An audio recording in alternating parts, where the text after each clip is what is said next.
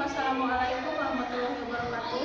Kepada yang terhormat Ibu Bapak dosen penguji uji kinerja PPG Transformasi Pendidikan Agama Islam tahun 2025. Perkenalkan, nama saya Elis Astria, mahasiswa PPG PAI tahap 4 tahun 2025 di LPTK Universitas Islam Negeri Maulana Malik Ibrahim Malang dengan NIM 250109115060. Pada hari ini Rabu tanggal 28 Januari 2026, saya akan melaksanakan praktek pembelajaran dalam rangka penilaian uji kinerja di MTS Babu Salam kelas 9 dengan materi Wali Songo dalam dakwah Islam di Indonesia.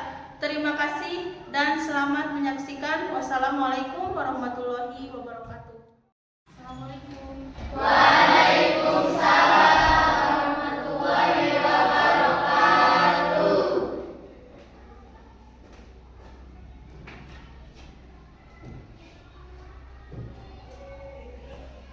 Bismillahirrahmanirrahim. Assalamualaikum warahmatullahi wabarakatuh.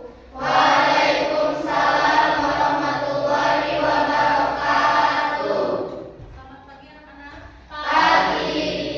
Bagaimana kabarnya hari ini? Alhamdulillah luar biasa. Allahu Akbar.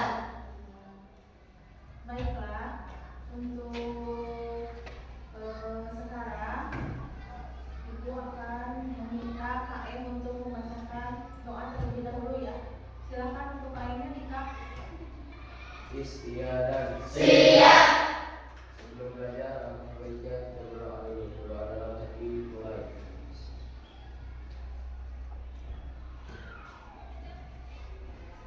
Selesai.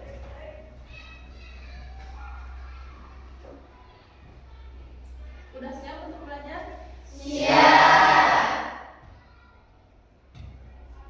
Kalau siap, Ibu akan absen ya untuk kehadirannya.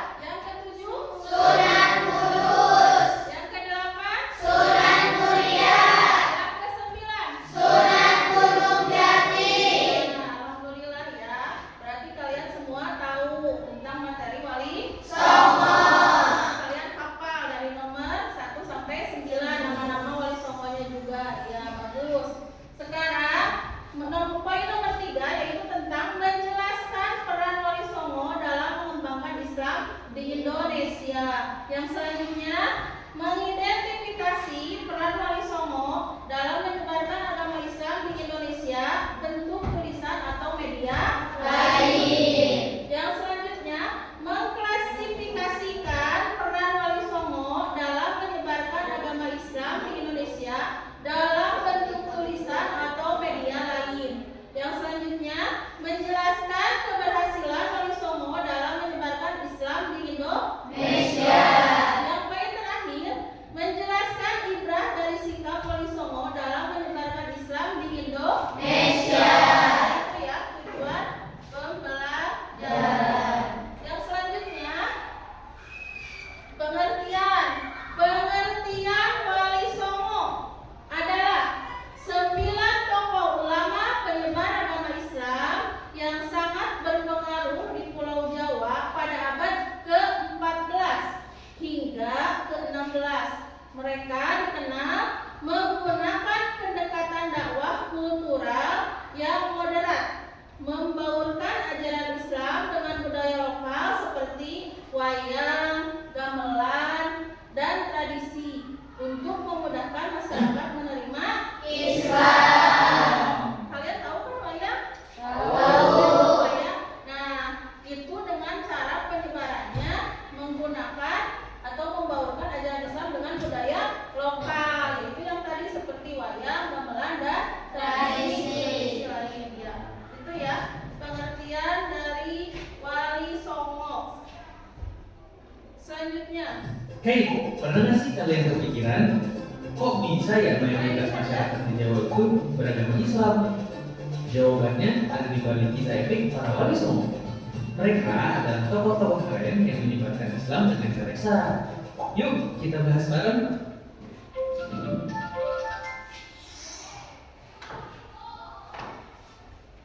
Wali Songo itu berasal dari dua kata.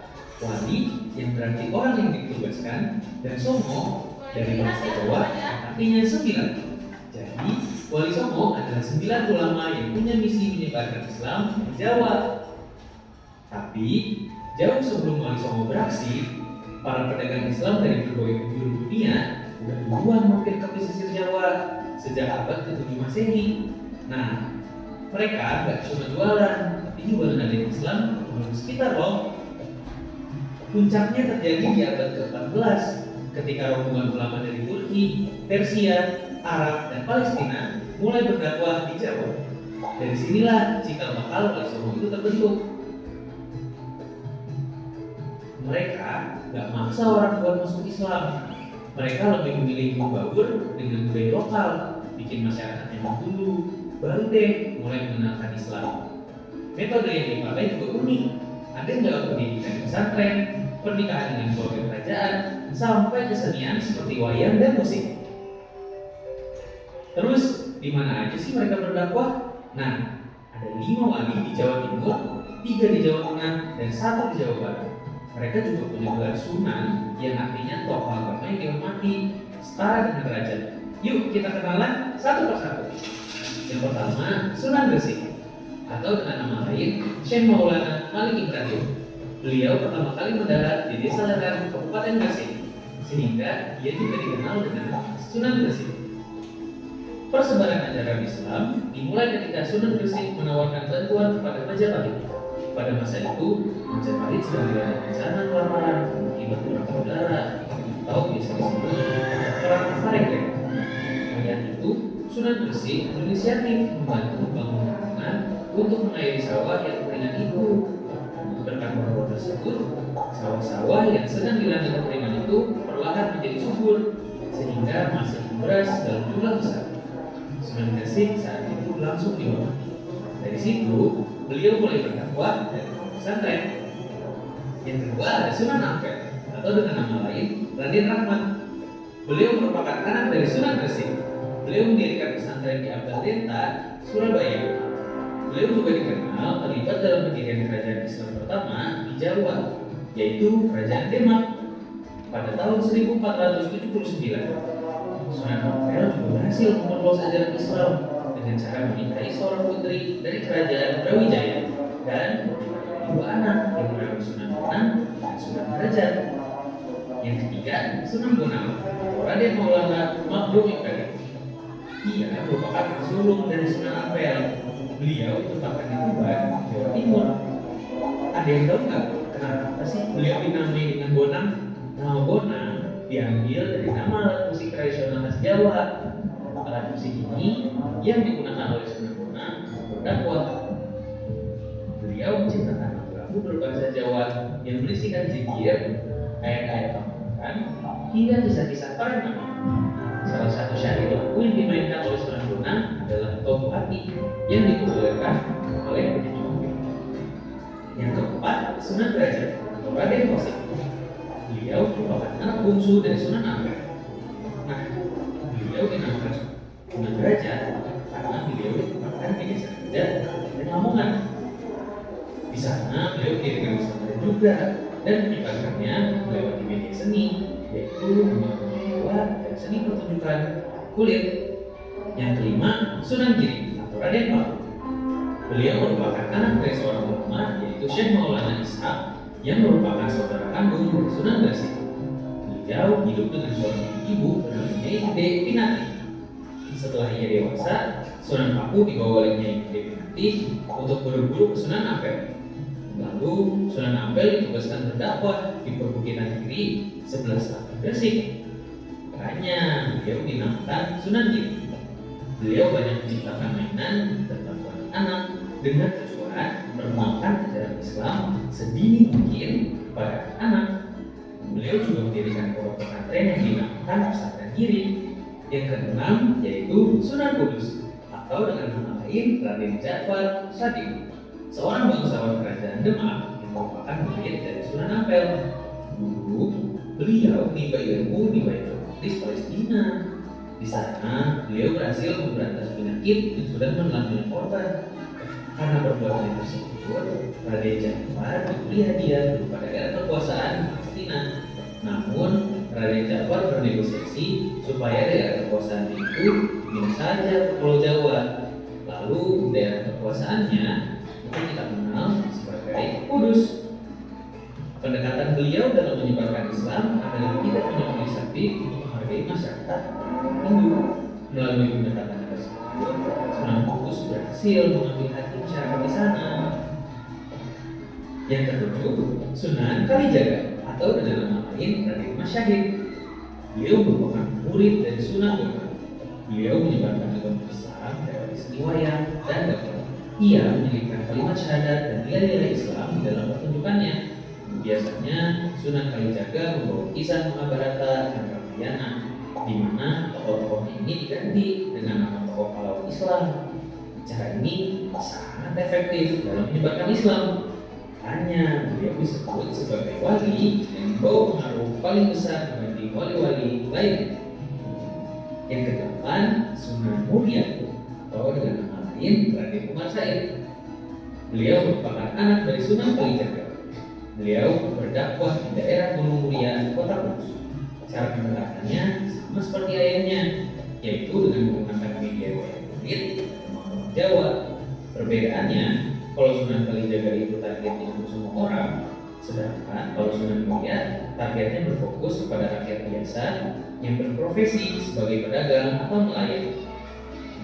Yang kesembilan, Sunan Gunung Jati atau dengan nama lain Syarif Hidayatullah.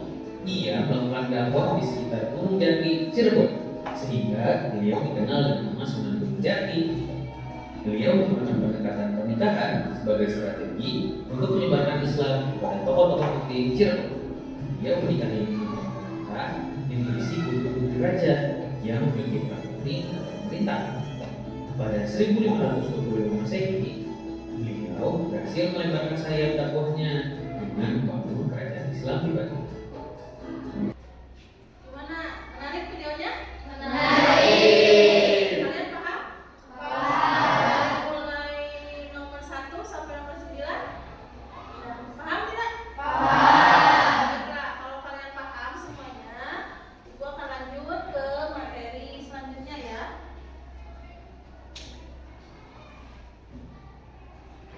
Sekarang materinya coba baca apa? Story kalian.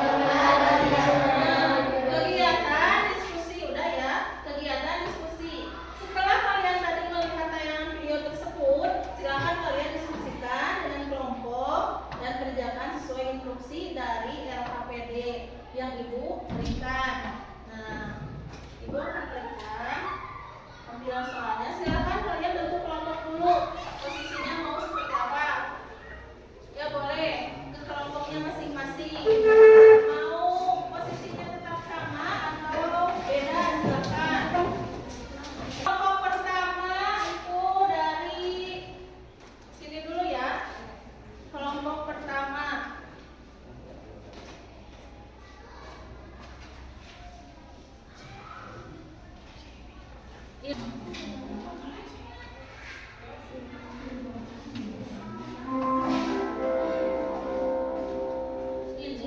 materinya yang kelompok ya nanti kelompok pertama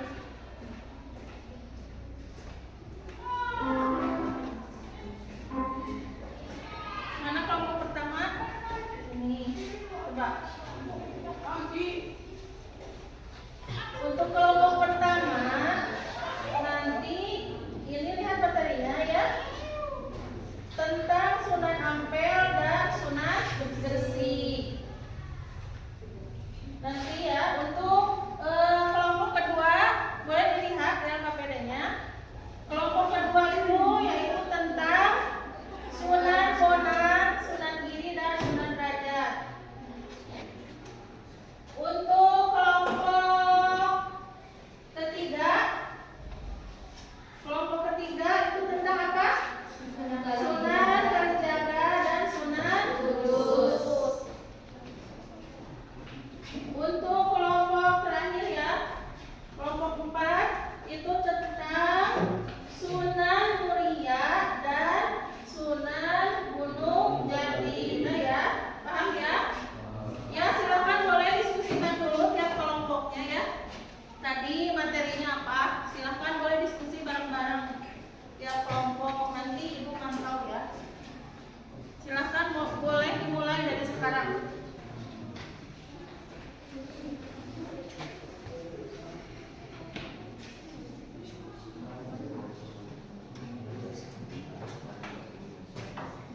Tulis.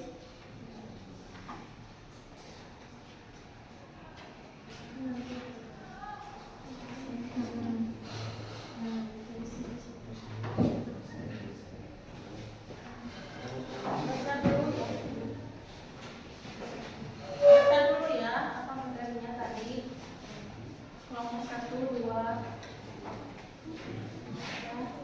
Udah diisi tadi ya, ini isi dulu nanti baru materi diskusi. Udah diisi kelompok 3 ya? Ya udah sih, bagus. Sekarang tinggal diskusikan sama-sama isi langsung di sini.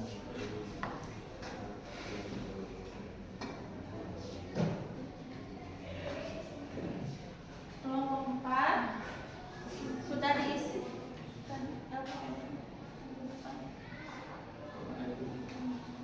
Udah diisi dulu ya. Ini kelompoknya isi dulu. Setelah ini baru nanti diskusi ke materi. Tulis di sini ya.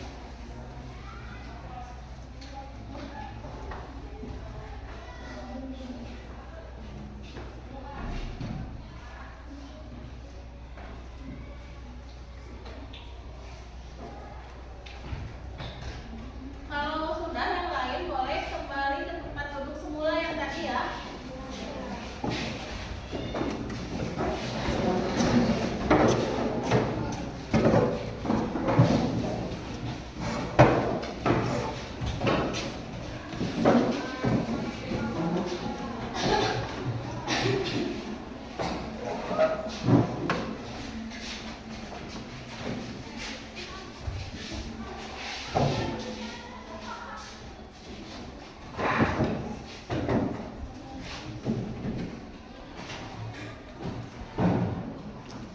beres semua? Udah ya, ke depan ya. Untuk kegiatan presentasi. Setelah diskusi selesai, setiap kelompok mempresentasikan hasil diskusi tersebut di depan kelompok lain. Berarti nanti akan dimulai dari kelompok 1. Setelah presentasi beres kelompok 1, lanjut kelompok 2, kelompok 3, dan kelompok 4. Oke ya, berarti untuk sekarang boleh mempresentasikan hasil tugas diskusi kalian masing-masing ya. Udah ada hasilnya kan? Udah ada hasilnya. Berarti sekarang untuk kelompok 1 boleh maju ke depan ya semuanya. Silakan presentasikan tugasnya yang dikerjakan barusan.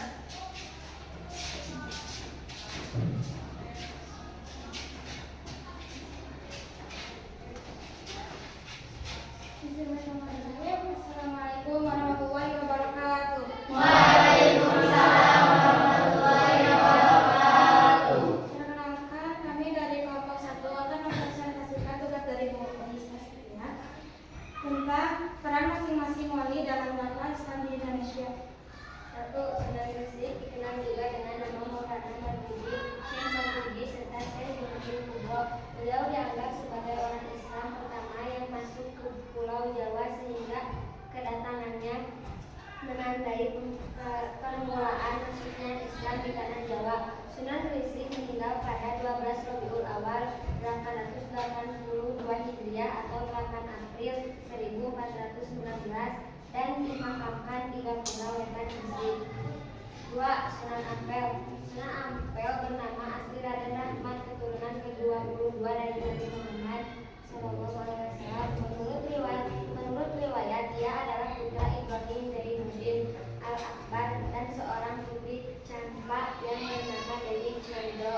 Ulang putri Raja Campa terakhir dari dinasti Ming. Sunan Ampel dilahirkan di tanah tahun 1401 Masehi. Sunan Ampel adalah pendiri pesantren Ampel Denta. Di antara murid-murid beliau adalah Raden Paku, Raden Kata, Kancah Kerajaan Islam Demak dengan ibu kota Bintoro. Beliau wafat di Surabaya pada tahun 1481 dan dimakamkan di Ampel.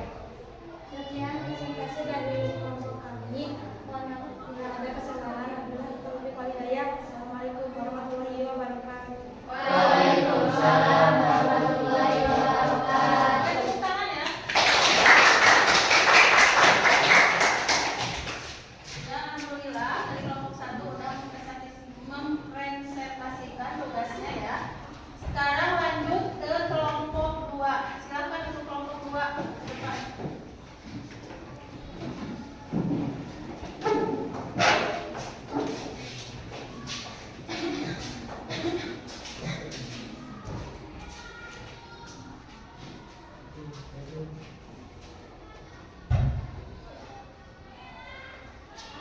Assalamualaikum warahmatullahi wabarakatuh. Waalaikumsalam warahmatullahi wabarakatuh. Kami dari kelompok 2 ingin mempresentasikan tugas dari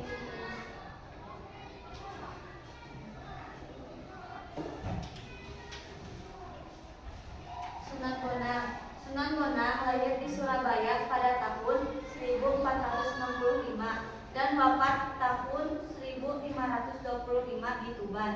Beliau dikenal dengan nama Raden Maulana Makhzum Ibrahim. Beliau merupakan putra dari Sunan Ampel sekaligus saudara sepupu dari Sunan Kalijaga. Sunan Bonang dianggap sebagai pencipta gending pertama. Beliau berdakwah di daerah Tuban dengan menggunakan media wayang dan gamelan sesuai dengan kegemaran orang Jawa. Beliau juga yang mendidik Raden Patah hingga kelak menjadi raja kerajaan Demak. Sunan Giri memiliki nama asli Raden Paku dan dikenal juga dengan nama Raden Ainul Yakin. Beliau merupakan putra Maulana Ishaq. Beliau berdakwah di daerah Giri dan sekitarnya, serta banyak mengirimkan para dai ke luar Jawa, seperti Madura, Bawean, Kangean, Ternate, dan Tidore.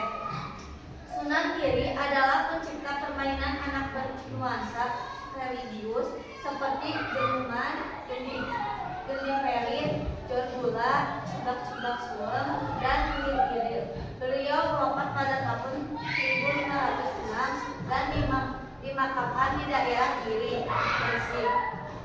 Sunan Derajat lahir di Ampel, Surabaya pada tahun 1407 dengan nama asli Raden Qasim atau Saifuddin. Beliau juga termasuk salah satu putra Sunan Ampel. Tembang Jawa Pangkur diciptakan Sunan Derajat sebagai media dakwah. Beliau wafat pada pertengahan abad ke-16 dan dimakamkan di Sedayu, Gresik. Sudah ada. Sekian dari kelompok kami. Assalamualaikum warahmatullahi wabarakatuh. Waalaikumsalam warahmatullahi wabarakatuh. Mari tepuk tangan. Silakan untuk melanjutkan kelompok 3.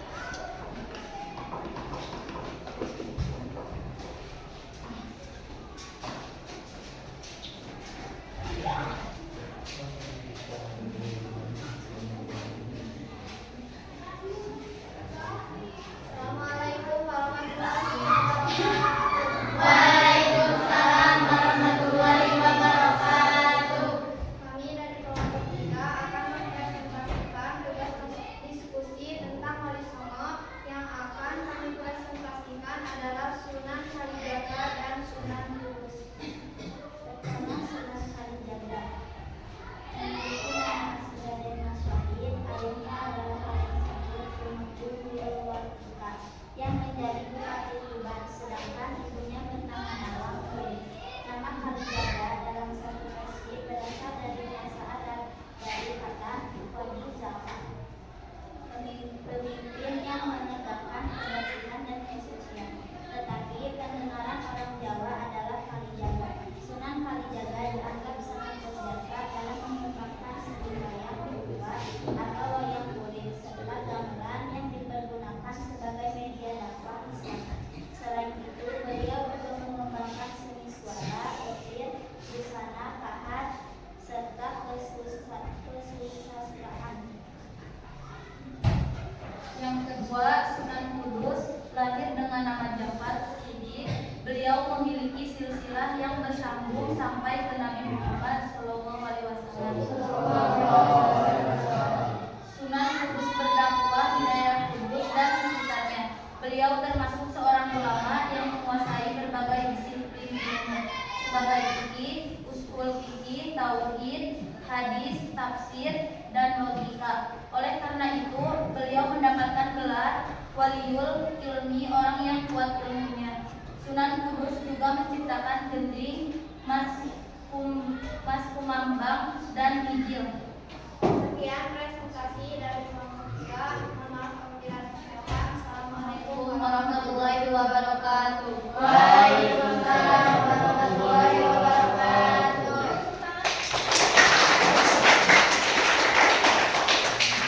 Ya, selanjutnya kelompok terakhir ya, kelompok 4. Para boy semua ya. Silakan ke depan.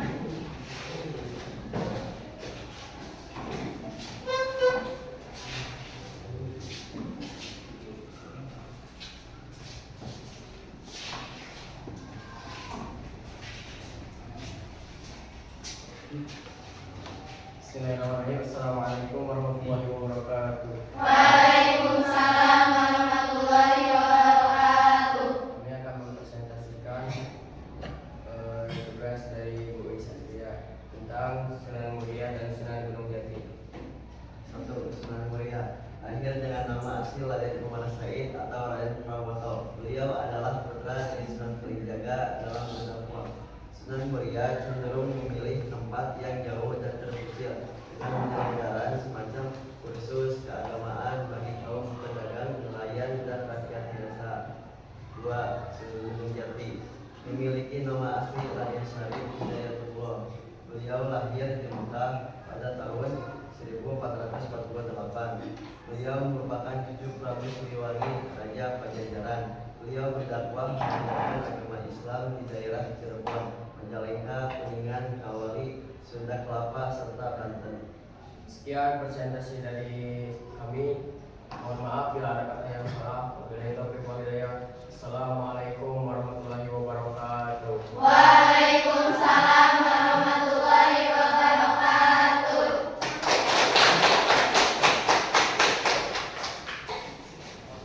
Alhamdulillah dari kelompok 1 sampai kelompok 4 sudah presentasi semua ya. Diskusi dan presentasinya sudah selesai.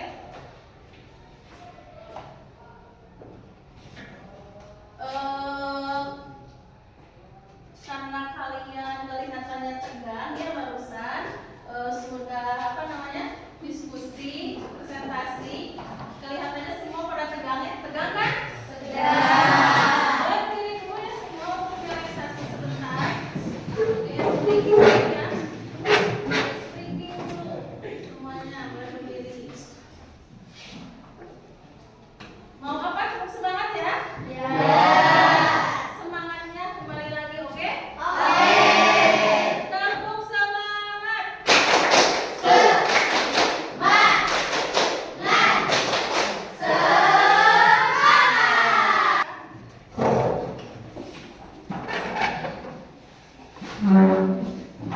Ya, setelah tadi diskusi dan presentasi, sekarang boleh lihat ke depannya ada kesimpulan dari materi tadi yang disampaikan, yaitu tentang agama Islam merupakan agama yang universal yang tidak hanya membawa hal-hal tentang agama, tetapi juga membawa kebudayaannya dan mempengaruhi terhadap berbagai hal, diantaranya pengaruh di bidang bahasa, pengaruh di bidang pendidikan, arsitektur, dan juga kesenian. Kedatangan Islam membawa pengaruh yang sangat besar dalam kehidupan sosial, ekonomi, maupun politik di dunia. Wali Songo dipercaya sebagai peletak batu pertama Islam di Pulau Jawa. Kiprah Wali Songo dalam peta dakwah Islam di Indonesia pada umumnya di Pulau Jawa khususnya memang merupakan fakta sejarah yang tidak terbantahkan. Para Wali Songo dalam melakukan aktivitas dakwahnya antara lain sangat memperhitungkan wilayah